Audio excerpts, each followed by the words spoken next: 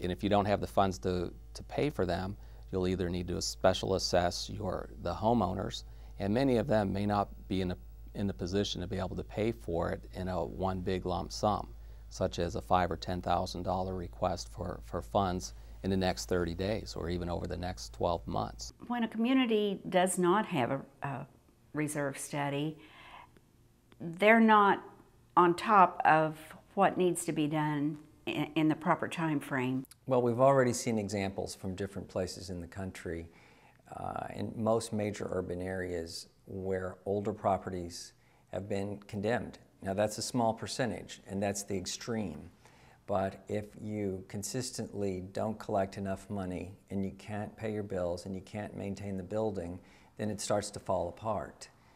I think this is a situation over the course of years, reserve studies have not been in place, and what the nature of the industry has been is that these condo associations start to really die out when they've reached the roof situation over 20, 25 years, or any of their capital assets. They just don't have this money set aside. To me, the importance of the reserve study, and thank heavens we did this, because we found out so many things that we had never thought about that we needed to be concerned about and to have money in the future for. The other part that's even becoming more of a bigger issue is because with the banking kind of the meltdown over the last couple of years, they're becoming much more stringent in their lending to prospective homeowners.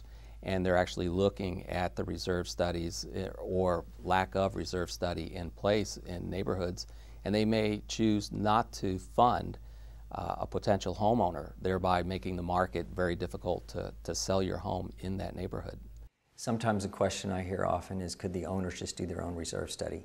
And there's a lot of well-meaning board members. They mean well, they want to go out and get quotes, but there's a couple of problems there. One is that volunteer board member is carrying a tremendous amount of liability risk if they get the numbers wrong and they make inaccurate predictions. The other thing is that once you start to deal with a professional reserve study firm, you see that they have engineers at the front end and accountants at the back end who do this all the time, and they understand all the details very well. And to hire an outside third party who does this all the time makes all the difference.